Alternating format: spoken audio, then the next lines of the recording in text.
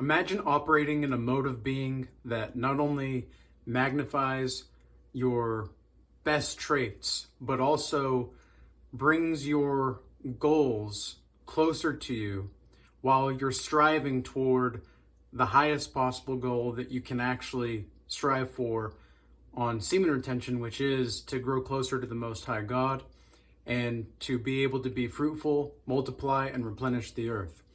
So, how exactly does semen retention do this? Because a lot of people will talk about the attraction that you get from women with semen retention, and it's absolutely true, and there's nothing wrong with that necessarily, but it's not necessarily the focus that I want to emanate from this topic all the time.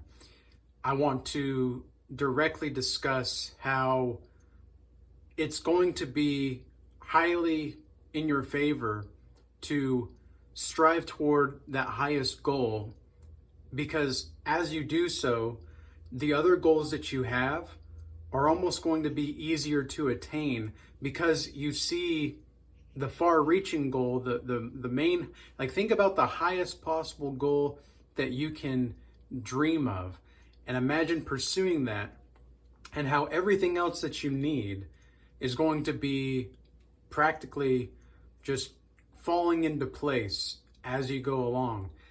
That's exactly what it's like to be on semen retention. I've been on semen retention since May of 2022, and on this Semen Retention Sunday episode here on the Regal Change channel, I want to discuss with you guys how to detach and manifest magnetically with semen retention, because a lot of people will also say, they'll use the new ager terms of, manifest, wish it into existence, that kind of shit. And you don't want to do that. You don't want to do that at all. You could, sure. If you wanted to try that, go for it.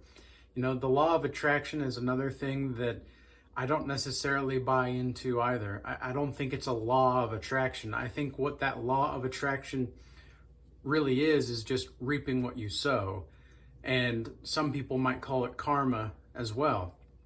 And so you've got to make sure that you understand clearly and concisely, okay, this is my highest goal that I'm aiming for and trying to achieve.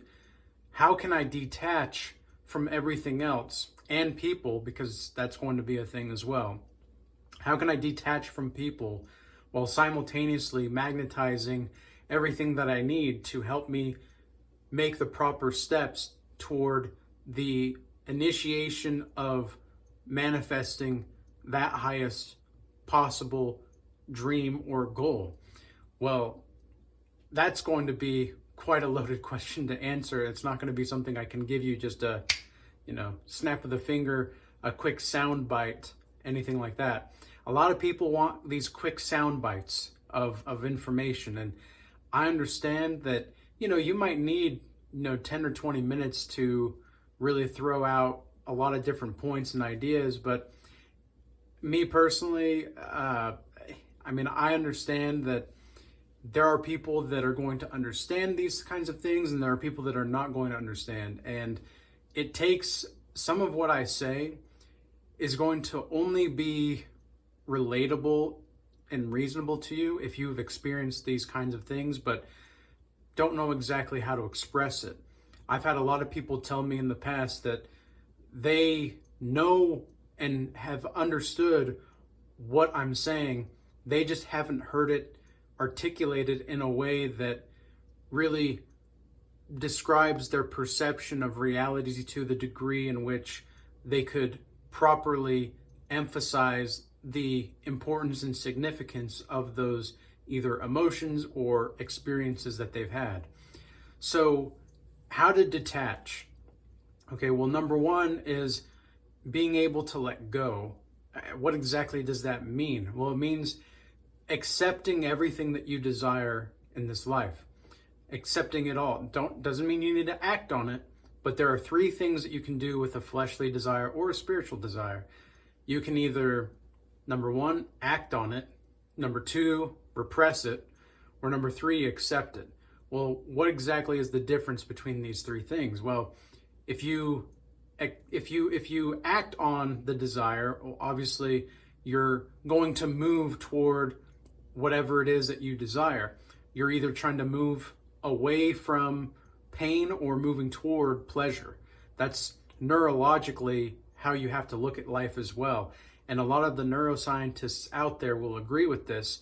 And not only that, the neuroscientists will also agree, based off of my research and understanding, that you want to be, in order to create positive emotions and positive understandings, you not only have to have a goal, but you have to be trying to make steps to achieve that goal. And it's not necessarily to say that you have to have goals, you have to have this, you have to have that, but it's more like you're making sure that you're moving in a way that's moving toward a better state of being, whatever that looks like to you. And I mean, you're going to have to be the judge of that ultimately, between you and God, on what that exactly looks like. But that's going to be acting on the desire, right? So you're going to be moving toward pleasure, or you're going to be moving away from pain. That's the desire. Okay, number 2, repressing it. This is something that I think is worse than acting on it. If you repress a desire, let's say you desire a family or something, I don't know, throwing that out there, just somebody needed to hear that. If you have something for like a desire, for a family, and you want to be able to have the family one day, and yet you want to put something on the back burner in order to, like, you have to put something on the back burner in order to do so. But the thing that you're going to have to put on the back burner is somewhat materialistically providing for you right now. And although a family would be great for you spiritually, you don't necessarily want to sacrifice the material attainments that you have to bring that spiritual desire into fruition. So you're going to continue to sacrifice this desire for your spiritual desire for a family. Well, doing so, you're already contradicting your spirit, okay? And you're elevating material things over the spiritual goodness of your own life. And anytime I've seen people do that, anytime, I've seen people that they end up making a decent amount of money. They end up having a lot of things, but they don't have themselves. They do all these things, they have all these things, and yet they still feel empty inside. And they don't know why. Like, it's obvious to me why, but they don't know why. If you want a life saturated with meaning, you have to not repress those spiritual desires. Let the spiritual desires be priority to the fleshly desires, okay? So that's just an example of repressing a desire. Then you have accepting the desire. Let's say you want to be, I don't know, in 5 to 10 years, you want to be having that family. We'll just stick with the family example for now. You want to have a family. You want to be able to have a decent job or have your own business. You want to be able to provide for that family, etc. Or if you're a man specifically in this case. Well, all right, then now that you have what the criteria of the goal is, you can accept that and you can just say, okay, this is what I want. This is what I am desiring. But you're not an enemy to it, and you're not trying to contradict it. You're not trying to mess with it. You're just saying, okay, this is just what I want. God has placed it on my heart. This is what I want. So accepting the desires that you have are going to be much easier on semen retention, because you're already operating from a natural mode of being that propels you toward the highest possible goal and dreams that you have. So being on semen retention is the cheat code to the matrix in many ways and shapes and forms. It's almost like you become a glitch in the matrix itself. I've seen this happen in people in the Regal Change Academy that we have. I have seen this in people that are doing consultations with me, it's almost like they literally become a glitch in the matrix, and people just start like spazzing out about them because the person is so authentic, and they've just been able to be who they are. They're comfortable in their own skin. They're compatible with themselves, because a lot of people are no longer even compatible with themselves. This is where the repressing or acting on desires kind of plays a major part, because it's completely different to accept a desire than it is to act on it. Let's say for lustful purposes, you accept that you have a desire that you want to hook up with that girl. Like, she is hot. She is, to you, very sexy, and you just want to go all in. Well, that can be your desire, but you don't have to act on it. Acting on it would be, okay, I'm seeing this woman as a lustful object, literally, because that's pretty much what lust is. And I want to I just want that. You know, it's not, you don't even see them as a person at that point. When you're lusting that hard, you see them as something that you want, not someone, something. It's completely different when you're trying to vet for a long-term relationship, which is what I recommend you do. I don't recommend anybody to just be hooking up, by the way. But do I have temptations with certain women? Of course I do. Like, of course. And that's not going to go away as long as I'm a human being. But that's not to say that I cannot transcend these desires. And it's not to say that I already have proper priorities in which I'm already conceiving of the highest possible goal that I can achieve. And I'm already making incremental steps to ensure that that dream becomes a reality. And that is what gives my life a saturation of meaning.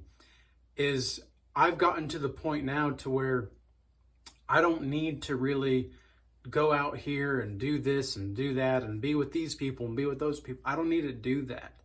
I never really did need to do that, but there were times when I was in college and such where I felt like I couldn't be alone, like it was wrong for me to be alone, when in reality it was just the version of what I thought was true in my mind was completely ideological and dogmatic, based off of the views of culture and society more so than who I really was and am. And so now it's like, well, I would actually rather be working on certain things because I enjoy what I'm working on more so than I feel the need to distract myself. That's the goal. A lot of people have asked me, you know, how do we create a life where we actually do find it meaningful, and we don't really have these temptations as much? Well, you've got to make sure that you have your priorities set. You know, what are your true priorities right now, and and you got to be honest with yourself, because some people that are in a relationship, they put, specifically with the men, I don't think it's wrong for a woman to put a man first in some instances, as long as God is first and the man second. But for the man, it's got to be God, purpose, then woman if you're in a relationship, okay? And the reason for that is because without a woman is going to be in submission to the man's goals in life in the relationship, and she's going to be happier that way. And I know that because I've seen it play out, and I've seen where women have their own thing going on, and they're just not as satisfied with the relationship with the men because the men are now catering to the woman, and women will say that that's what they want, and then they get divorced. So it's like, is that really what you want? No, probably not. So we've got to pay more attention to what people are doing, not just women, but people in general are doing, instead of just saying certain things. And so, yeah, a man needs to have God, mission, and purpose, and then woman. A woman can have God and then man, and then everything else for her family, etc. Because it's just not going to be a reliable and how do I say this? The infrastructure of the relationship will devolve in a manner that completely dissolves the attraction and magnetic ability to love one another. Because that's what, when you're in a relationship, no matter who it is, I mean, when you're in a relationship, either in business or just with people in general, there's got to be some kind of chemical reaction and response. And so this is why you're going to magnetize, being able to detach from your desires, being able to detach but also accept them, while simultaneously understanding that you're going to attract all of these other things by making that main highest possible goal for yourself in the priority. Everything else is going to be magnetized towards you, whether you're male or female. But of course, this is a semen retention video, and women don't necessarily retain semen because they don't have semen. But celibacy is going to be the main antidote here that you need to look at, celibacy in general. So with all that said, I hope this message was useful and insightful. If you do want to join the Regal Change Academy, where we understand that network is your net worth and vice versa, then join with the free Discord. We have some great free resources available there for meditation, healing, fitness, etc. We also have that godly community as well as the paid community. Now, the paid community is where people are, like, obviously both communities are great, but the paid community is really where the godlike savages are, and the women that are warm, inviting, feminine, empathetic. We want those women and those men in the paid community, because that's going to be where we can get the most growth for everybody involved, and that's where the best services and everything are as well. I mean, I've seen people in the community help build each other's businesses, help people out. The kinds of people that we have in there are very intellectual, insightful. I mean, I wouldn't know certain things about what's going on in the world right now if it weren't for some of those people in the community as well. So it's an all-in-one platform and community where we have a bunch of different classes available as well. Right now we're doing the Art of War class series. We just did the 7 Deadly Sins with Dante's Inferno, reading that about a month or so ago. And we've got a meditation retreat, a virtual meditation retreat coming down the line within the next month or so. I'm really excited for that. We've got all different kinds of resources there for fitness, healing, etc. And we also have, in addition to the membership, two weekly Bible study calls, as well as a weekly Regal Assembly call, where we meet and congregate about a variety of different topics and things. I want to appreciate everybody that's been moving from the YouTube platform over to X, Rumble, and Instagram recently. I appreciate your guys' extra support. And with all that being said, peace be with you. Till next time.